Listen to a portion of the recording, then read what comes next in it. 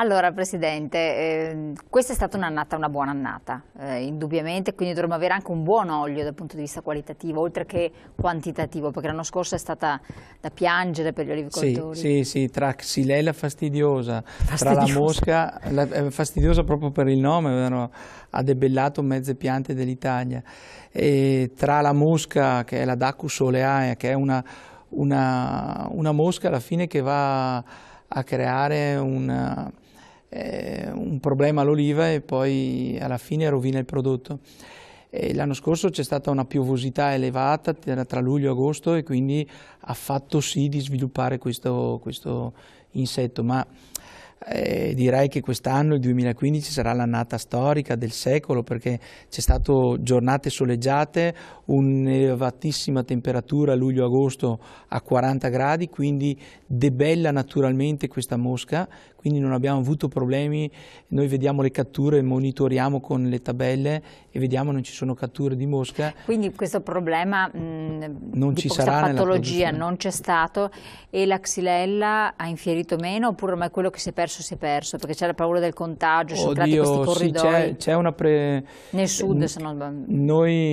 Anch'io di persona ho fatto un passaggio a tutti i frantoiani consigliandoli di bruciare il materiale vegetale, portarlo in smaltimento e non spanderlo sui terreni, perché soprattutto se qualcuno importa olive da altre regioni ci può essere incontaminazione, e quindi ho dato indicazione che tutto il materiale vegetativo, quindi la foglia, i rami eccetera, o vengano distrutti oppure vengano mandati nelle isole ecologiche per verificare. e non portarli negli stessi oliveti, perché poi c'è incontaminazione col proprio oliveto. Ma come mai? Perché poi ci sono state le teorie cospirative di ogni tipo.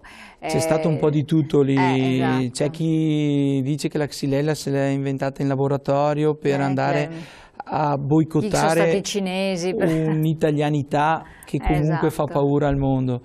Effettivamente è stata colpita la Puglia, e che comunque piante secolari che sono millenarie ed è un valore patrimoniale, non solo è all'interno dell'UNESCO, e quindi un valore inestimabile. È stato un attacco, però io non credo a questa teoria, ma credo più a un abbandono di determinate aree. Sì, questa Xylella non cresce nel nostro giardino curato e ben seguito, anche se c'è stato l'oleandro, che è stata una pianta molto attaccata su questa.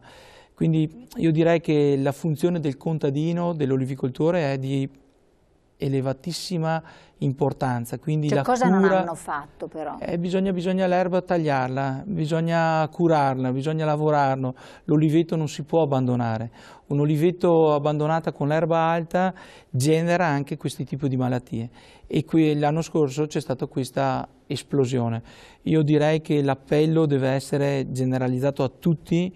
L'oliveto va curato. Se io sono proprietario di un oliveto ho anche l'onere di tenerlo in ordine e tenerlo come se fosse un bene prezioso per tutta l'umanità.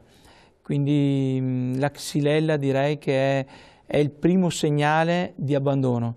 Quindi salvaguardiamo quello che è il nostro territorio, la pulizia, il taglio e sfalcio dell'erba, e perché no, magari anche la lavorazione. Ogni tanto una lavorazione è importante. Male non fa. Sì. A livello DOP le hanno mantenute tutte le regioni hanno mantenuto il loro DOP, c'è chi invece a causa anche di questo ha perso c'è stato punti. Tante regioni che non hanno certificato proprio perché mancava il prodotto. Piante che si seccano, olive che cadono per terra. Non ti consentono la certificazione.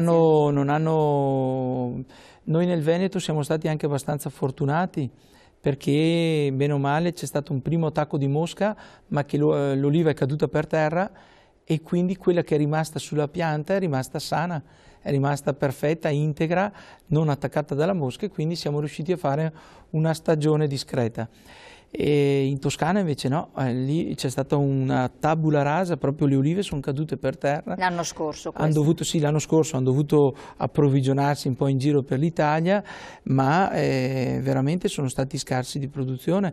La Puglia con la problematica della xylella, altrettanto problema su problema, quindi io direi che l'anno scorso è stata un'annata da dimenticare. Invece, come quando arriva il temporale e poi arriva il sole, quest'anno c'è stato 3 mesi di sole, ancora adesso siamo ancora in manichette. Quindi per le olive, per direi l'uva che va sarà benissimo. un'annata da ricordare, da mettere sull'annuario. Perfetto, ecco, volevo chiedere anche riguardo ai prodotti, alle olive estere, no? Abbiamo la Grecia, abbiamo la zona del Nord Africa, la Spagna, però quando tu vai in Grecia, vai in Spagna, vai anche nelle zone del Marocco peraltro, tu prendi un olio d'oliva e assaggiandolo è un olio d'oliva buono. Perché c'è questo, perché denigrare un prodotto anche in Spagna? Certo. Cioè, assolutamente nulla da dire. E invece che cosa succede? Cos'è che c'è in meno, cos'è che c'è in più, oppure soltanto un'azione per valorizzare il nostro, ma in realtà o c'è qualcosa che veramente non quadra? No, allora è una questione di sicurezza alimentare. Io dico che... Però siamo in Europa, a parte il Nord Africa. In Tunisia, in Marocco, dove l'acqua non ce l'hanno per loro, figurarsi se si mettono a lavare le olive. Quindi i paesi, dal punto di vista igienico, i paesi più industrializzati comunque hanno le lavatrici, hanno le condutture di acqua potabile, corrente, che possono permettersi di lavare le olive. Questo penso che sia uno degli scalini. In Spagna purtroppo non hanno neanche l'acqua per loro, non possono permettersi di lavare le olive. Ma lo fanno da noi nel sud, il lavaggio delle olive? Ecco, anche da noi abbiamo qualche regione che ha difficoltà di reperimento, certo, di acqua idrica, e quindi però insomma... Ma non è quindi di qualità? Io direi che l'evoluzione dell'olio d'oliva è maggior attenzione alla sanità e salubrità del frutto stesso, quindi non è tanto se la Grecia produce un buon olio, ben venga, però come lo conservano, come lo lavorano e poi come ce lo trasportano, perché molto spesso il trasporto va a rovinare il prodotto stesso. Cioè, io quando vedo ad agosto che sto andando a prendere il traghetto per andarmene in vacanza e vedo sullo stesso traghetto delle cisterne sotto il sole a 40 gradi che vengono magari dalla nostra parte, dico Madonna, spero che quest'olio qua non stia bollendo, e allora dobbiamo cercare di, almeno a casa nostra, non è protezionismo, ma almeno a casa nostra cercare di utilizzare i nostri prodotti. Abbiamo dei prodotti validissimi, cerchiamo di certificarli il più possibile, di valorizzarli, insomma, perché dover lavorare con dei comunitari quando invece, o extracomunitari, perché teniamo presente che nella comunità europea abbiamo delle regole abbastanza similari per tutti, ma fuori dalla comunione, cioè direi che è un po' diverso. È un po' diverso. E per quanto riguarda invece il nostro export, quanta la nostra produzione fa fronte alle esigenze di mercato interno e quanto invece... Ecco, quello è un'altra cosa, nel senso che se noi italiani siamo dei grandi venditori di prodotto e non ne abbiamo sufficienza per noi, figurarsi se ne abbiamo sufficienza per gli altri. Il mio discorso era proprio incentrato, consumiamo il nostro olio perché siamo italiani e ce l'abbiamo in casa. Poi per vendere un prodotto all'estero, allora innanzitutto non tutti apprezzano le nostre qualità e quindi la grande industria ha ben pensato di creare dei blend derivanti dall'Unione Europea per poter far fronte anche a una richiesta, e questo non è sbagliato. Quello che è importante è che sia fatto bene, che sia fatto con le giuste regole, con le giuste attenzioni nel fare un prodotto ineccepibile e alimentarmente perfetto. Penso che nel momento in cui venga fatto in Italia comunque abbiamo tutti i controlli per poter fare un prodotto che fa bene. Un po' meno se viene fatto in altri paesi. Io non mi fido della Cina, non mi fido dei pelati, dei passati, eccetera, figurarsi se mi fido di oli importati in un mercato di quel genere. Ma perché ci sono anche scrupolo. oli da parte della Cina, arrivo di oli da parte della Cina? Ma più che altro loro dicono: io voglio un prodotto che vada bene a creare del business.